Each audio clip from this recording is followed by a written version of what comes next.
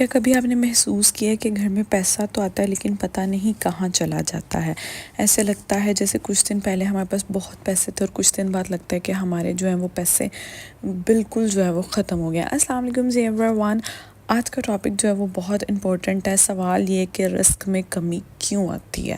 یہ کوسچن جو ہے وہ بہت زیادہ امپورٹنٹ ہے۔ بہت لوگ جو ہے وہ اس سے پریشان بھی ہیں کہ آج کل رزق کی جو ہے وہ اتنی کمی کیوں ہوئی ہے۔ کچھ لوگ جو ہیں وہ کروڑوں کماتے ہیں لیکن قرضوں میں دبے ہوتے ہیں، ان کے گھر میں سکون نہیں ہوتا، لیکن کچھ لوگ جو ہے وہ کم کما کے بھی اپنے گھر میں جو ہے وہ سکون سے رہتے ہیں۔ تو آج میں آپ کو قرآن و سنت کی روشنی میں بتاؤں گی کہ رزق میں کمی کیوں آتی ہے، ان کی کیا وجوہات ہے اور ہمارا رزق جو ہے وہ تنگ کیسے ہو جاتا ہے۔ لیکن ان سب وجوہات کو جاننے سے پہلے سب سے پہلے جو ہے وہ ہمیں جاننا ہوگا کہ رزق کا اصل مطلب کیا ہے، کیونکہ بعض اوقات لوگ سمجھتے ہیں کہ رزق جو ہے نا وہ صرف اور صرف پیسہ ہے۔ ہمارے پاس جتنا پیسہ ہوگا اتنا ہی ہم کہیں گے جی ہم امیر ہیں اور ہمارے پاس اتنا ہی جو ہے وہ رزق ہے۔ رزق کا اصل مطلب یہ ہے کہ اگر آپ کے پاس صحت ہے نا تو آپ سب سے بڑا رزق آپ کے پاس ہے۔ یقین جانے صحت سے بڑا رزق کوئی نہیں ہے۔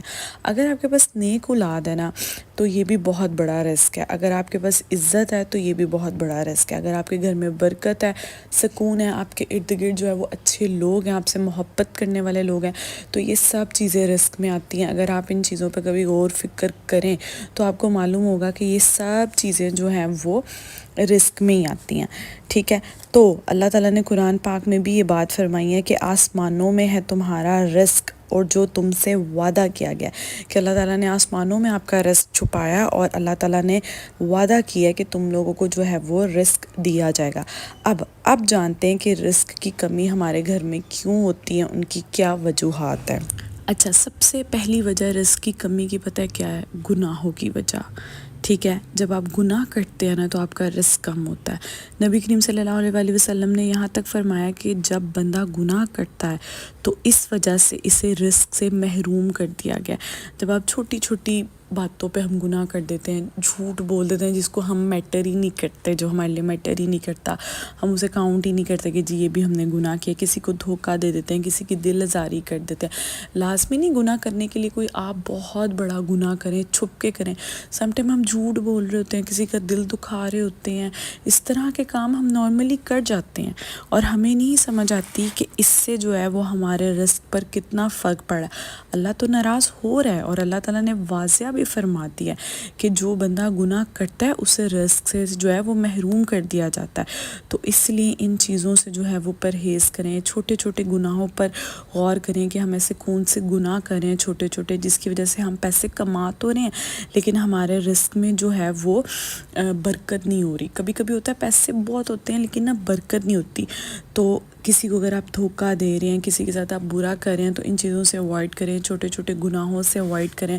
اللہ تعالیٰ ہمارے رزق میں جو ہے نا وہ ضرور اضافہ کرے گا۔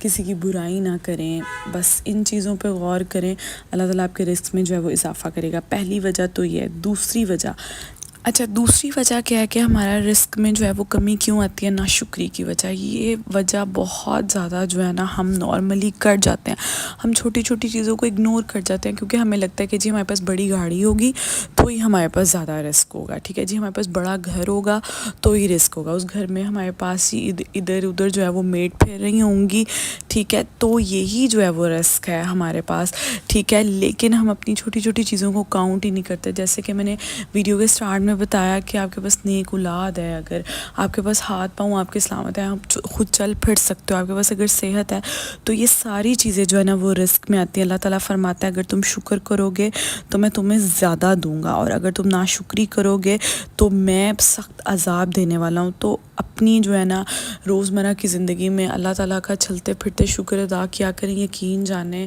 میں 1 مہینہ بستر پر پڑی تھی نا تو میں نے کہا تھا بھائی پیسہ گاڑی بنگلہ کچھ نہیں ہے، سب سے بڑا رزق، سب سے بڑی پاور جو ہے نا وہ آپ کے پاس آپ کی صحت ہے۔ تو ہمیشہ جو ہے وہ اللہ تعالیٰ کا شکر ادا کریں۔ تھرڈ چیز جو آتی ہے وہ رشتہ داروں سے جو ہے نا وہ قطع تعلق ہونا ہے۔ نبی کریم صلی اللہ علیہ وسلم نے فرمایا کہ جو چاہتا ہے اس کا رزق وسیع ہو اور اس کی عمر دراز ہو تو رشتہ داری جوڑیں۔ بہت لوگوں کو میں آج کل دیکھتی ہوں کہ رشتہ داری انہوں نے نبھانا چھوڑ دیا۔ اس ٹاپک پہ نا ہم کبھی الگ سے بات کریں گے کہ آپ نے رشتہ داروں سے جو ہے نا وہ حسن سلوک کیسے کرنا ہے اور اس کی کیا امپورٹنس ہے. لیکن ابھی کے لیے یہ ہے کہ جو لوگ اپنے رشتہ داروں سے ناراض ہیں اپنے رشتوں کو قائم کریں. ٹھیک ہے, اللہ تعالیٰ آپ کو اس چیز سے جو ہے نا وہ زیادہ سے زیادہ رزق دے گا. دوسرا لاسٹ اور بالکل آخری کہ کچھ لوگ جو ہے وہ محنت کرنا ہی چھوڑ دیتے ہیں. وہ کہتے ہیں جی اللہ تعالیٰ نے رزق کا وعدہ کیا, لیکن بھائی اللہ تعالیٰ نے اگر رزق کا وعدہ دیا ہے تو تمہیں سوچنے کے لیے دماغ دیا ہے, محنت کرنے کے لیے ہاتھ پاؤں دیے ہیں, ان کو ہلانا ہے. جب آپ انسان جو ہے وہ محنت کرنا چھوڑ دیتا ہے تو اللہ تعالیٰ بھی جو ہے وہ اس کو رزق دینا بند کرتا ہے, کیونکہ اللہ تعالیٰ نے فرمایا ہے کہ جیسی سوچ رکھو گے میں تمہیں اسی طرح سے نوازوں گا. اگر تم محنت کرو گے تو میں بھی تمہیں اسی طرح سے جو ہے وہ رزق دوں گا. جی یہ تھا آج کا پیارا سا ٹاپک. تو اگر آپ گناہوں کو چھوڑ دیں, ناشکری کرنا چھوڑ دیں, رشتہ داروں سے جو ہے وہ قطع تعلق ہونا چھوڑ دیں اور اپنی زندگی میں محنت کو شامل کر لیں تو اللہ تعالیٰ آپ کو ڈھیروں رزق سے نوازے گا.